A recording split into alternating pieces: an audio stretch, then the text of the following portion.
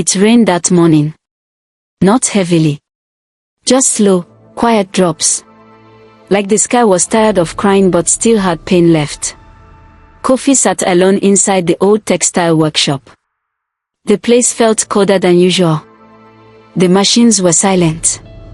The large rolls of fabric were untouched. His phone buzzed beside him, but he didn't check it. He already knew what it was. The message had come 3 times this week. Final notice. Pay your outstanding debt, or we will take legal action. You have 7 days. Kofi rubbed his face with both hands. His fingers smelled like engine oil and sweat. There was no money. No orders. The last big client had cancelled because Akin's people told them he was unreliable. They were killing him slowly. From the inside. Maybe I should just close it down, he whispered to himself. But something inside him said no. He stood up and started cleaning the back room. Dust rose everywhere. The shelves were full of old papers, broken scissors, faded photos, and fabric samples. Then, his hand hit something hard under a loose floorboard. Kofi bent down, pulled at the wood carefully, and found a small metal box. It was locked. Rusty. He carried it to the table. After some force, the lid popped open. Inside was an old ledger book. The cover was made of dark leather, with strange red symbols drawn on the side. Not English. Not Yoruba. Just odd symbols he couldn't understand. He opened the pages. There were names, numbers, fabric types, but also strange diagrams and hand-drawn shapes beside some customer names. One word kept appearing again and again. Itan. Kofi frowned. He didn't know what it meant. Footsteps came from the door behind him. A voice said, low and slow. You found the chief's old box. Kofi turned. It was Boba Tond, the oldest worker in the factory. White hair, bent back, but eyes still sharp like a young man's. You know what this is? Kofi asked, holding up the book. Boba Tond looked at it, then looked around like someone might be listening. He walked in slowly. You're not the first one to open that book, he said. But you might be the first to understand it. Kofi blinked. Understand what? The real business, Boba Tond whispered. The business behind the business. Kofi sat back down, confused. Boba, what do you mean? Boba Tond tapped the book. Your father, Chief Adebayo, was not just making clothes.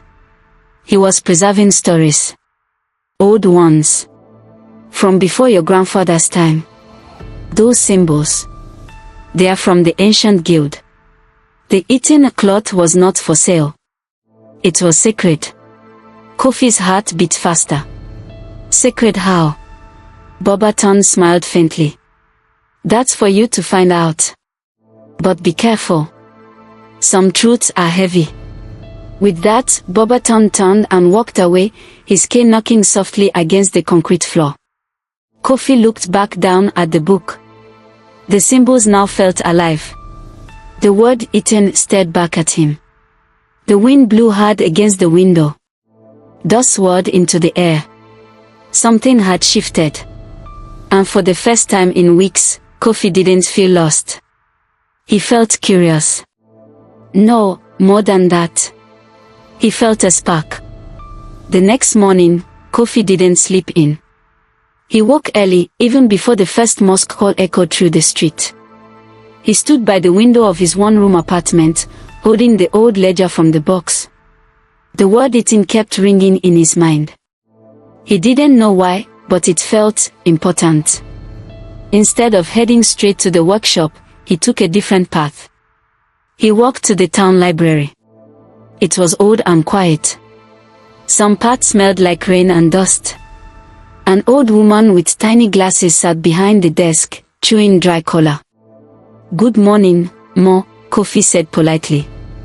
She nodded without looking up. Please, I'm looking for books on Yoruba textile history. or anything with symbols like this. He showed her a photocopy of one page from the ledger. She looked closely.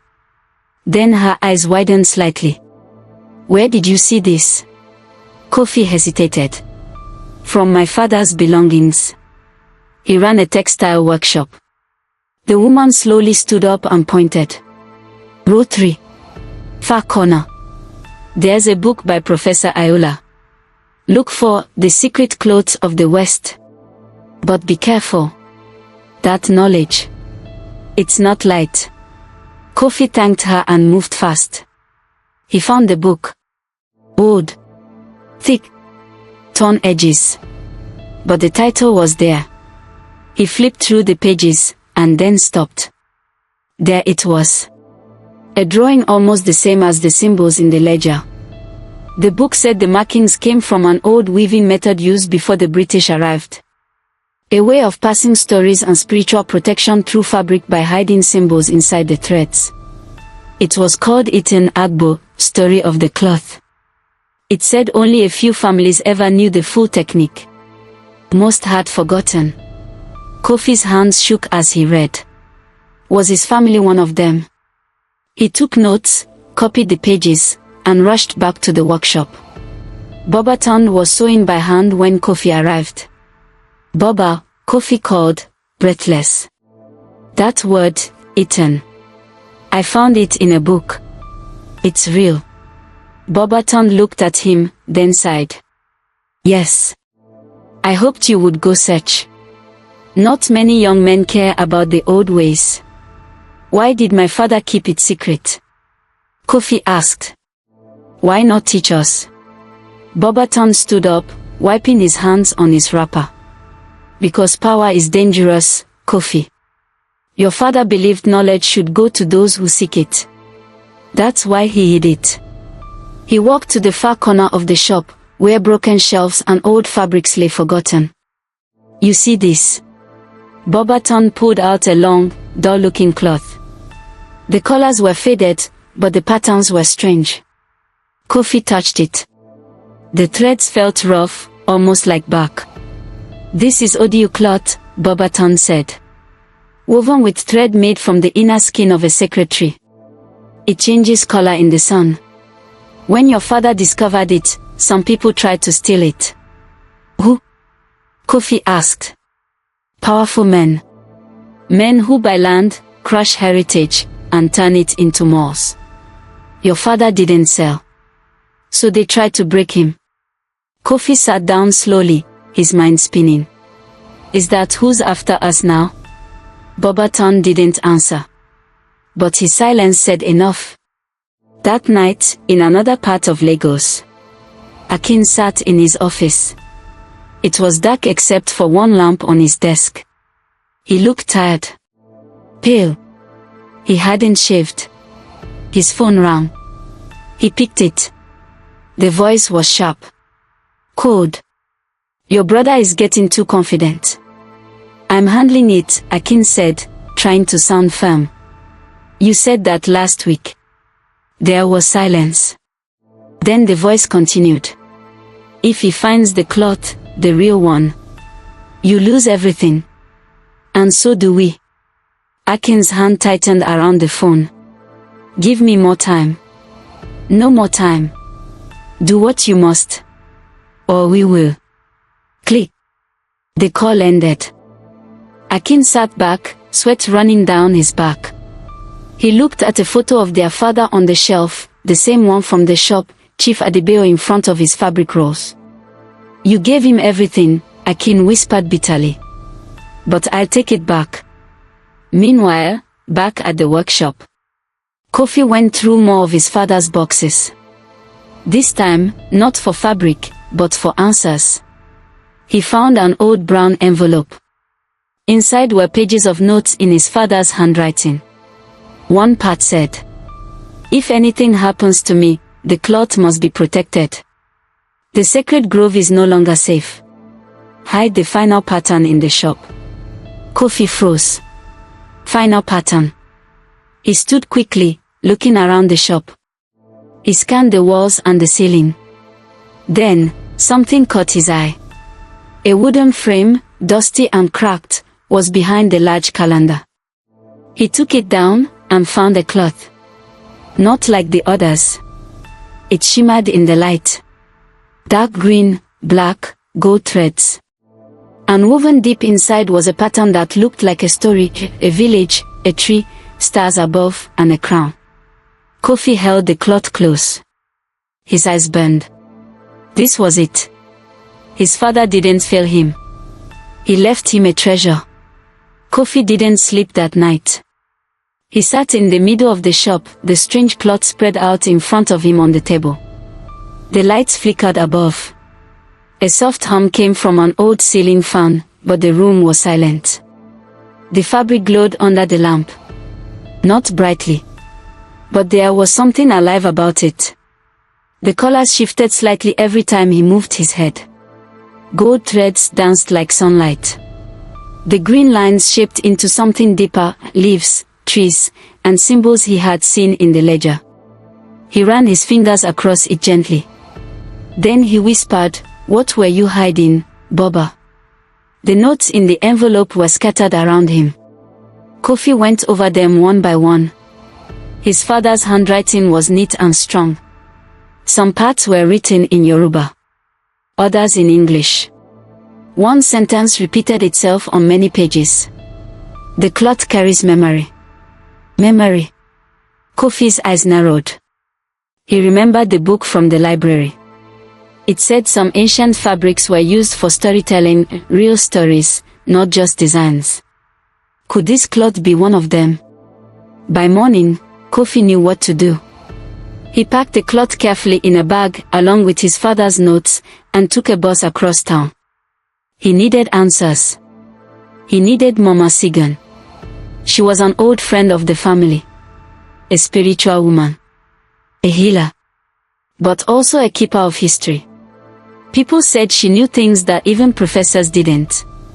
Her small house sat behind the church, hidden by banana trees and rusted zinc sheets. Smoke from burning herbs floated through the air. Kofi knocked 3 times.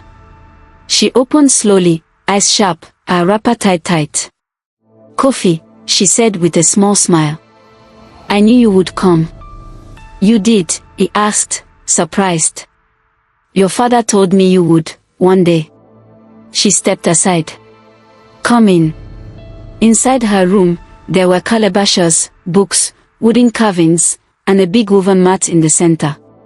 Kofi sat and brought out the cloth. Mama Sigan gasped softly. Her hand flew to her chest. "You found it," she said, her voice shaking. "You know this cloth? I helped your father make it." Kofi's mouth dropped open. Mama Sigan sat beside him, touching the fabric gently. "This is not ordinary, my son. This cloth is one of the last sacred patterns left in Lagos. Your great-grandfather started it. But your father finished it. It holds the story of your people." "What kind of story?" Kofi asked. She pointed to the patterns. "Here, this is the tree of ancestry. The lines around it. That's the flow of knowledge. The crown. Your family's duty. You were chosen to protect it." Kofi was quiet. He felt something heavy but good. "Why did he hide it?" he asked. Mama Sigan looked at him. Her eyes were full of sadness. "Because your father knew they would come for it. People with money. Power. They don't care about culture. They want land, secrets, and control. He hoped you and your brother would work together. That the will would force you to grow." Kofi laughed bitterly. "Akin wants to destroy me. He's not interested in family." "He wasn't always like this," she said. "But he's weak now. Someone is feeding his hunger. Controlling him." Kofi leaned forward. "Who?" Mama Sigan stood up. She pulled a paper from her shelf and handed it to him. It was a newspaper article. Dated 2 years ago. Adiko Group buys land in Lagos Traditional District. Heritage homes to be demolished for more development. A photo beside the headline showed a man in dark glasses shaking hands with a tall man in a suit. The tall man looked familiar. Kofi stared harder. Then his heart stopped. The man in the suit was the same one he had seen talking to Akin at the funeral. "They are working together," he whispered. Mama Sigan nodded. "That man, Mr. Ademela.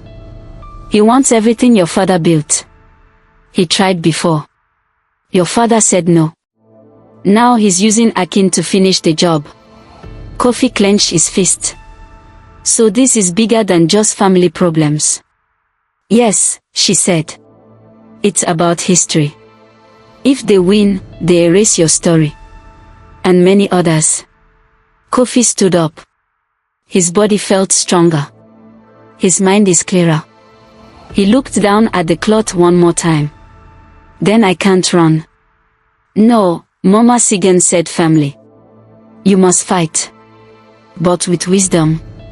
She walked to her shelf again and pulled out a small bottle. "Take this. It's oil from the same plant your clothes were made from. Very rare. Rub it on your fingers before you speak in public. It will open ears. Help people listen." Kofi nodded. He took the oil carefully, like gold. "Thank you, Mama. You're your father's son," she said. "Now go and protect what he died for." Later that evening, Kofi sat on the rooftop of his apartment. The city lights blinked in the distance. He held the cloth in one hand. In the other, his father's note. The cloth carries memory. He finally understood. The memory wasn't just history. It was identity. It was power. Kofi closed his eyes. Tomorrow, he would speak to the press. He would show them the cloth. Tell them the truth about his father's business. The real reason behind the attacks. Akin wouldn't expect this move. Neither would Mr. Ademela. They thought they were fighting a small tailor. But they forgot something. They were fighting a legacy. 2 days passed. Kofi didn't sleep much. He was too busy thinking. Reading. Connecting things. The shop was still quiet. But inside Kofi's mind, everything had changed. He no longer felt like a small tailor. He felt like a man on a mission. That morning, he walked to the workshop holding the sacred cloth in one hand and his father's notes in the other. He sat down and opened the file where he had kept copies of contracts, bills, and letters from the past 6 months. One letter stood out. It was an offer from a real estate group called Adiko Urban Projects. They wanted to buy the land the workshop sat on. They offered twice the market value. At the time, Kofi didn't know who they were. He had thrown the letter aside. Now he looked at the signature. S. Ademela, Managing Director. His heart pounded. It was the same name from the newspaper Mama Sigan gave him. The same man shaking hands with Akin. Kofi picked up his phone and called an old friend, Uncle Beo, a retired journalist who used to drink palm wine with his father. "Uncle," Kofi said. "I need your help." Later that afternoon, they met at a local booker near Ojulegba. The place was noisy, but they sat in a quiet corner. Kofi told him everything, the cloth, the will, Akin, the offer, and the name, Mr. Ademela. Uncle Beo listened carefully, nodding. "That name rings bells," he said. "The man used to work with the cultural ministry in the 90s. He was in charge of textile exports, until money started disappearing." "What happened to him?" "They covered it up," Beo said. "But he started a private company, Adiko Group. He's been buying land all over the mainland. Especially places tied to culture. Shrines. Old shops. Art centers. He tears them down, builds plazas, or sells them to foreigners." Kofi's eyes burned. "Why a shop?" "Because your father never sold," Beo said. Chief Adebeo embarrassed him in public once. Turned down his offer. Maybe now, he wants revenge. Kofi nodded slowly. The puzzle pieces were falling into place. Uncle, can we get proof? Something I can show the media. Beo smiled. Leave that to me. That evening, Kofi returned to the workshop with new fire in his chest. He sat at his father's desk, reading the final page in the hidden journal. If either of my sons reads this, know that you must not fight each other. The real enemy is watching. Our land, our craft, our memory, these things are good to them. Protect it. Kofi wiped a tear from his eye. He now understood why his father made the will the way he did. Not to punish them, but to test them. A loud knock pulled him from his thoughts. He opened the door. It was Mama Sigan. She came in with a large brown envelope. I got this from a friend who works in the land office, she said. Kofi opened it. Inside were documents showing a pending application to demolish the workshop site, signed by Akin Adebayo and S. Ademola. Kofi stared at it for a long time. So Akin had fully sold him out. His own brother. Across town, Akin stood in his fancy apartment, shouting on the phone. I said delay the demolition. He's not backing down. The voice on the other side was cold. You've had months, Akin. We paid off your debt. We gave you power. Now give us the land. Akin paced the room. He found the cloth, he finally said. The sacred one. There was silence on the other end. Then get it from him. Akin's hands shook. But he's my brother. He was. Now he's the enemy. The call ended. Akin stared at the glass wall of his apartment. He could see all of Lagos below him. But he had never felt so small. The next day, Kofi called a secret meeting. He didn't invite many people, just Mama Sigan, Uncle Beo, and Boba Tund. He placed the sacred cloth in the center of the table. This is why they want the shop, he said. This cloth is not just fabric. It's our story. And I'm not giving it up. Everyone nodded. We'll help you, Boba Tund said. This is bigger than business. Kofi took a deep breath. I want to speak to the press. I want to show the clothes. Tell our story. But I need backup. Documents. Witnesses. Uncle Beo smiled. I already spoke to a reporter at The Guardian. She's interested. And I have voice recordings. Documents. Even old photos. Mama Sigan added, I know the elders of our district. Once they see the cloth, they will stand with you. Kofi stood tall.